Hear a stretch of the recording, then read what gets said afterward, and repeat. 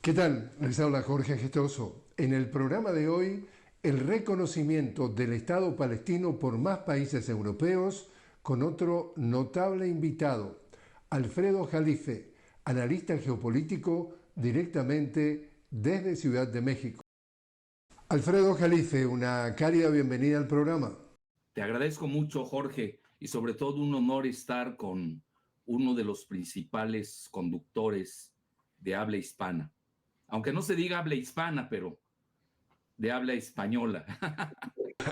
El honor es mutuo, entonces, Alfredo. Mañana, entonces, se formaliza el reconocimiento del Estado palestino por parte de España, también Noruega y también Irlanda. ¿Tu reacción qué está pasando? Mira, la dinámica del reconocimiento del Estado palestino es muy fuerte. Ya existen 144 países de los 193 países que forman parte de la ONU, que pues reconocen el Estado palestino. Pero es paradójico porque eh, mientras más lo reconoce el mundo, eh, Israel se encapsula todavía más y ahí hay un acuerdo interno, aunque tú sabes, tienen su política doméstica, casi de guerra civil, pero también cuando se refiere al asunto palestino, se unifican tanto la oposición como el gobierno. Y aquí lo importante es, bueno, esto va haciendo su dinámica cada vez más poderosa, no es menor que un país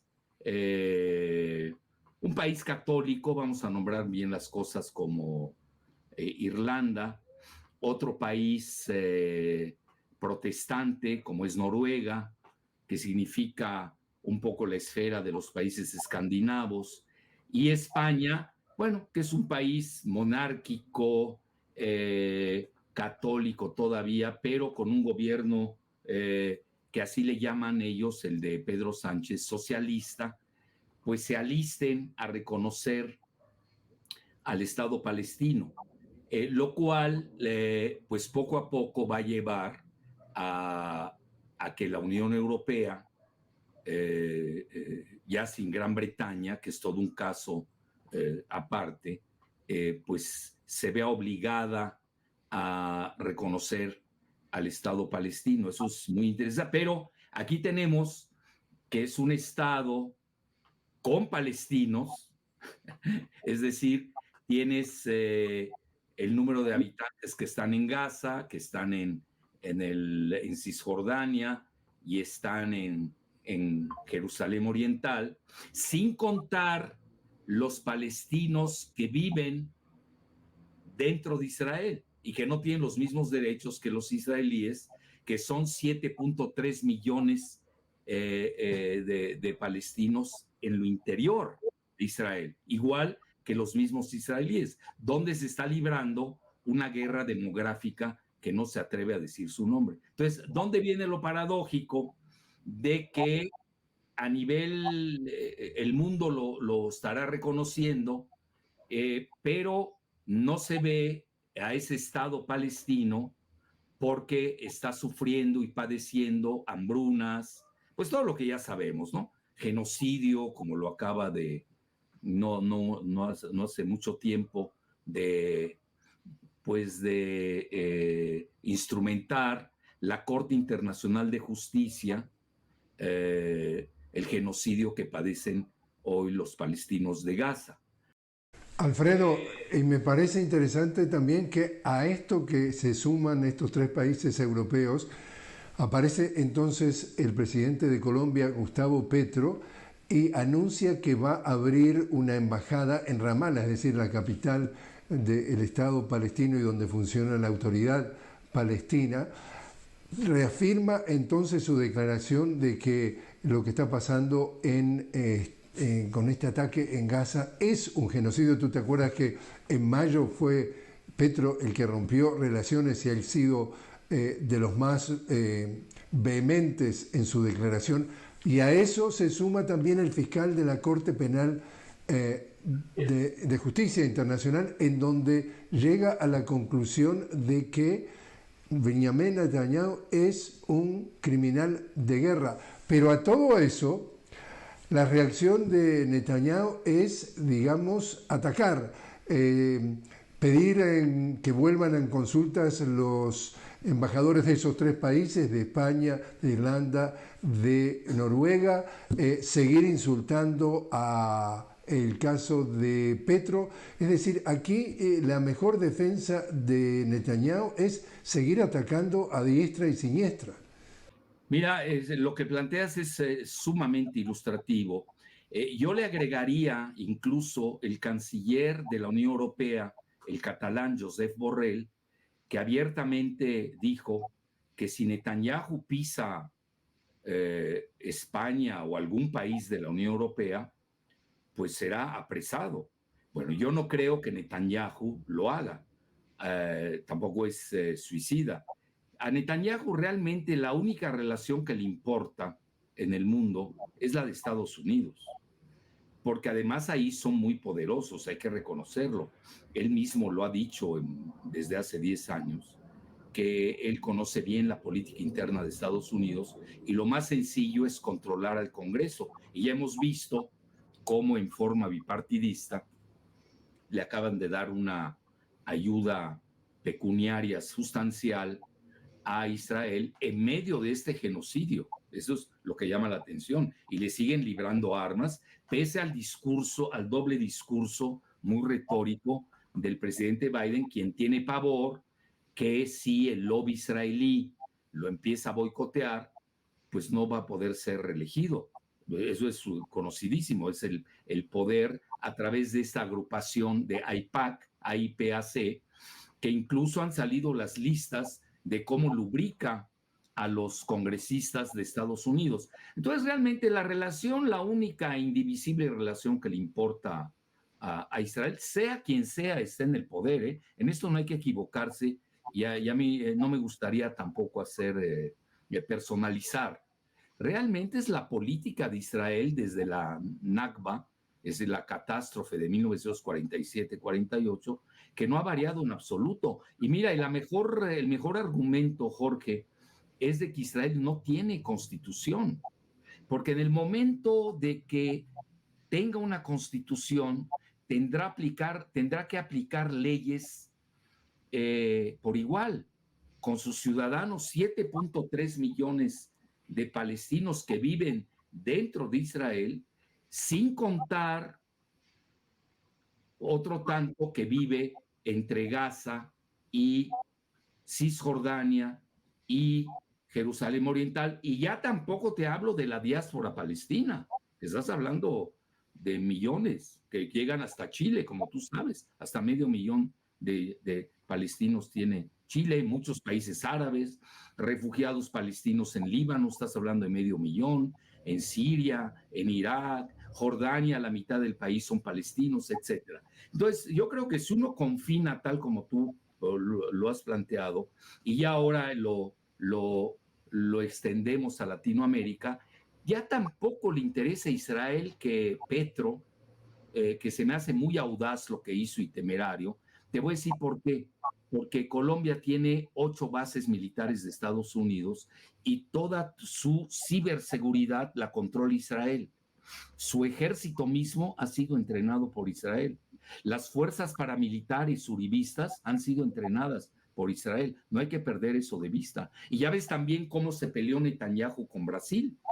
¿Te acuerdas el agarrón que se dio con Lula? Cuando Lula, antes de que saliera la sentencia o la emisión o como le quieras llamar, de la Corte Internacional de Justicia, que también se encuentra en La Haya como la Corte Penal Internacional. Nada más que la diferencia, yo creo que es bueno que lo sepan tus directos radioescuchas, la Corte Internacional de Justicia es un organismo de la ONU y además solamente persigue a países, mientras que la Corte Penal Internacional es un artefacto más reciente que fue hecho por países occidentales para perseguir todo aquello que olía al exur, sobre todo a los partidarios soviéticos de Bosnia y Herzegovina, todo lo que hemos visto de Yugoslavia, etcétera, etcétera. Entonces, menos a los estadounidenses. Tú lo sabrás mejor que nadie. Estados Unidos no reconoce a la Corte Penal Internacional porque va dirigida contra dirigentes. Y ahí pues tendrías una larga lista de pugnaces exmandatarios de Estados Unidos todavía vivientes, que sería motivo de una persecución, si es que es simétrica y justa, pues de Obama, de Baby Bush, Clinton, y no acabaríamos. Entonces aquí lo interesante es de que ya Israel tampoco apuesta mucho a Colombia, al menos que les ocurra propinar, y no estoy dando ideas, pero nosotros tenemos que tener esto como analistas en el radar, pues propinar un golpe de Estado en Colombia, tienen con qué hacerlo, o inducir un atentado, ya sabes que Mossad es especialista en estas lides, etcétera, y a ellos lo que les importa hoy pues es el gran aliado, y lo estamos viendo con todas las visitas que han hecho personalidades de primer nivel de Estados Unidos, pues con Argentina y con Milei, que el mismo Milei ha dicho que su abuela era de origen judío. Entonces, lo digo respetuosamente, ¿eh? Y ya ves que él ha visitado incluso la tumba en Nueva York de uno de los rabinos que él sigue y que siguieron también, bueno, que siguió Ariel Sharon, el general, y también Netanyahu. Es decir, si tú sumas, estamos hablando que hay una escatología en el sentido religioso del comediante Zelensky, que es de origen házaro, que son los judíos de origen turco-mongol conversos a la religión judía, léase los ashkenazis, no así los que son semitas verdaderos como los sefarditas o los mizrahi, que son primos hermanos de los árabes. Pero estas consideraciones se han perdido porque hoy la propaganda de Israel es tan poderosa, y tú la conoces muy bien, que tiene controlados a los principales multimedia de Occidente. Entonces ellos creen que pueden revertir, ya pasado este huracán o este tsunami bélico, pueden revertir toda la opinión pública que hoy realmente pues los repugna. Entonces ellos tienen un gran aliado en Milei, que ya se quiere incorporar a la OTAN, ya entró una empresa de litio de Israel, que no tiene litio, pero tiene una startup que está ligada a la exploración de litio, ya está en Argentina, ya entró a Chile, ojo, ya entró a Chile, incluso ya tienen sitiada desde el punto de vista del litio, no hay que olvidar el litio golpe que le dieron a Evo Morales en Bolivia. Entonces, ¿qué está sucediendo? Que no nada más tienes esa situación, sino además tienes el gas esquisto en Vaca Muerta, que es uno de los mayores centros de shale gas, como le llaman, de producción de gas esquisto, que se vuelve pues un bastión muy pletórico en riqueza, a grado tal que seguramente tú ya lo habrás leído, que este analista de The Telegraph, que es muy cercano al Partido Conservador de Gran Bretaña, Ambrose Evans Pritchard, comenta que con la riqueza del litio y del gas esquisto de Argentina van a salvar el modelo financiero occidental que ya aceptó The Economist, está en franco declive. Alfredo, te meto a hacer una pequeña pausa. Estamos hablando con Alfredo Jalife directamente desde Ciudad de México. Alfredo, analista geopolítico. Estamos hablando de la situación del reconocimiento de más y más países a nivel mundial del Estado palestino. Ya regresamos.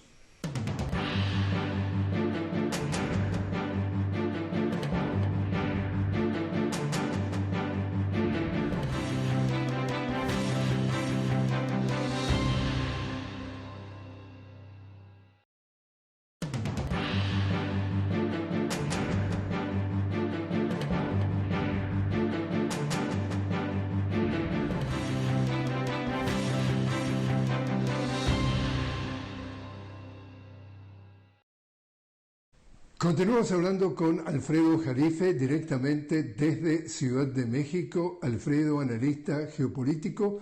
Estamos hablando sobre el Estado palestino y la situación de Israel con Gaza.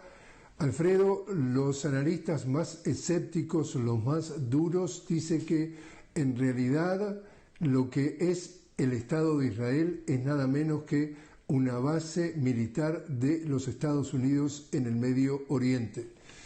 ¿Demasiado dura la crítica? No, yo creo que se quedan cortos, va más allá.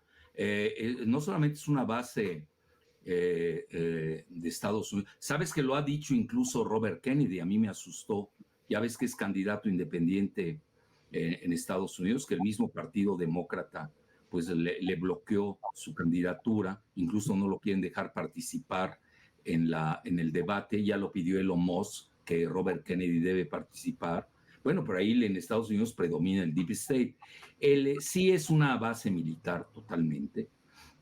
Lo estamos viendo hoy con esta construcción del puerto, que hizo un puerto artificial que hizo Estados Unidos, y que lo primero que pasó fue un libramiento de armas, ¿no? Bueno, pues ¿quién le da todas sus armas a Israel? Pues Estados Unidos. Ahora, no hay que olvidar que Israel, eso se maneja muy poco, posee más de 300 bombas nucleares. Las páginas ahí oficialistas manejan 150, otros manejan 75. En realidad son más, y yo le creo más al expresidente Carter, que él lo comentó abiertamente, que tiene más de 300 bombas nucleares Israel. Incluso hay un libro de Seymour Hersh, que tú sabes es un gran investigador estadounidense, que se llama La opción Sansón. Es decir, Israel siempre ha amagado con usar la bomba atómica. Tan es así que tú lo has visto en fechas recientes, no solamente los celotes, como así se les conoce técnicamente a los fanáticos del gran Israel, han propugnado por el uso de una bomba atómica para acabar con el asunto palestino, sino que el mismo senador muy influyente del Partido Republicano, Lindsey Graham, acaba de comentar de que lo mejor es optar por el modelo Hiroshima. Es decir, acuérdate que el único país que ha lanzado 2 bombas atómicas contra los civiles por Truman ha sido Estados Unidos en Hiroshima y Nagasaki. Entonces, todas esas cosas no hay que perderlas de vista. Es decir, Israel es un bastión, además financiero, porque no puede uno perder. Mira, si tú me presionas para decírtelo, mi muy humilde opinión, yo me basaría en el libro del profesor de la Universidad de Chicago, que obviamente fue anatemizado, igual que el profesor de Harvard, Stephen Wald. Él se llama El Lobby Israelí. Le faltó algo a ese libro y yo me he dedicado más a ese asunto, lo tengo que reconocer. Israel tiene dominado todo en Estados Unidos. Hollywood, los multimedia, Wall Street, tiene prácticamente todo el Congreso de Estados Unidos. Donde yo he penetrado más ha sido en la parte que domina a nivel financiero. Y ahí tienes a toda la banca de Wall Street, a los principales bancos, con una o dos excepciones. Tienes a la Federal Reserve, por ejemplo, hoy quien manda en la Federal Reserve es una házara, quiere decir, es judía de religión, pero no de raza, que se llama Janet Yellen. Tienes el asesor de seguridad nacional de Biden, se llama Jacobo, o Jacob, si le quieres poner así. Obviamente lo cambió el nombre a Jake, para que no sea tan obvio.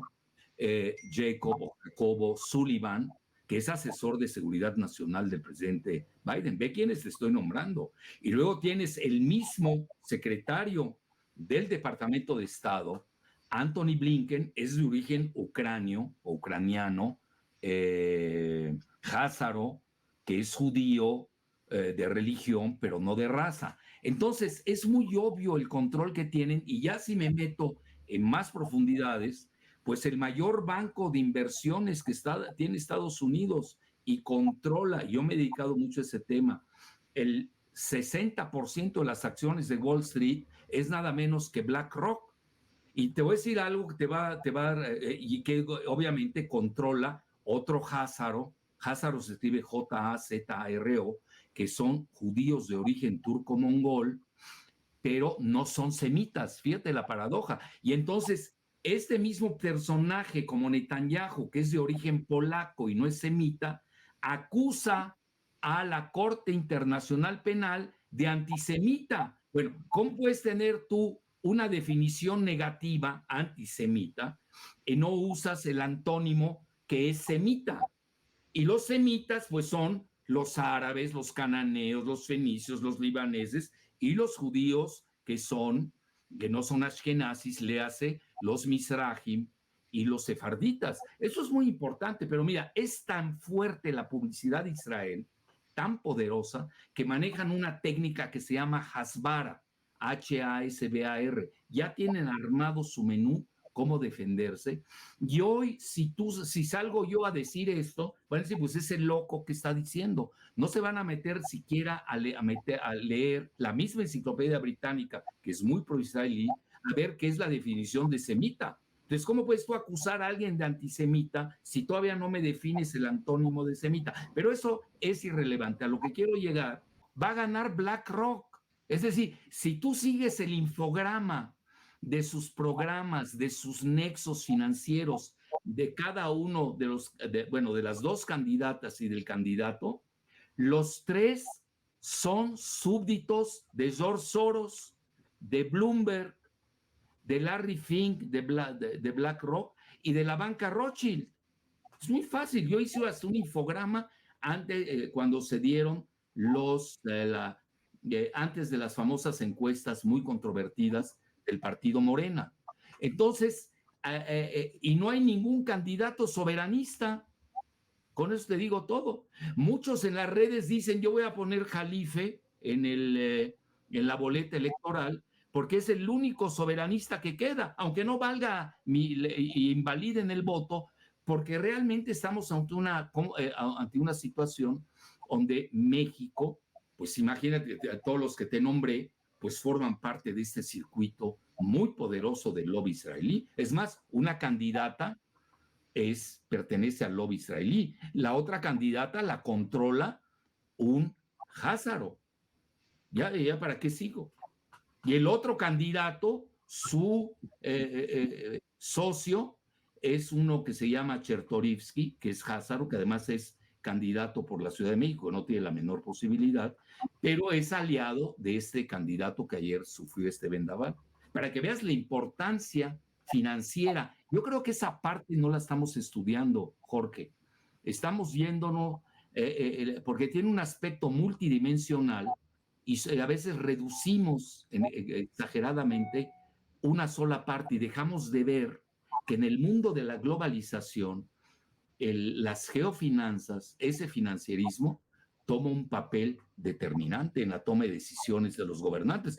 Te digo abiertamente, Macron fue empleado de la banca Rothschild, no estoy diciendo ningún secreto. Se puede meter hasta Wikipedia y ahí aparece. Es decir, estamos hablando que hay un supragobierno que va más allá de los estados que solemos ver, los leguleyos, que ese supragobierno, que es el geofinanciero, está en Wall Street y está en la City, que tienen dominado al planeta entero y que se pueden dar el lujo de querer confiscar 300,000 millones de dólares, ¿oíste la cifra? 300,000 millones de dólares que tenía depositados Rusia en la banca occidental. Ese es uno de los grandes poderes. Es decir, siempre solemos ver la guerra, quién tiene bombas atómicas, quién tiene misiles hipersónicos, pero esa parte geofinanciera, lo que significa BlackRock, que un solo megabanco maneje 10 millones de dólares, 10 trillions, trillones en anglosajón, 10 a la 12ª potencia, maneje, y esto es un artículo del The Economist, y te voy a hacer, lo tengo que decir con humildad y rigor, quien inició esa investigación a nivel mundial, lo tienes frente a ti. Oye, controlan 60% de las acciones, es decir, Silicon Valley, todo el GAFA famoso, ya sabes, los famosos Google, Amazon, Apple, etcétera, etcétera, la mayor parte de las acciones las detenta BlackRock. Fíjate, estás hablando de un casi monopolio o un oligopolio geofinanciero que no solamente domina Estados Unidos, que además domina gran parte del mundo, sino que además domina gran parte de los países. Alfredo Jalife, muchísimas gracias por haber estado con nosotros. Un placer, encantado.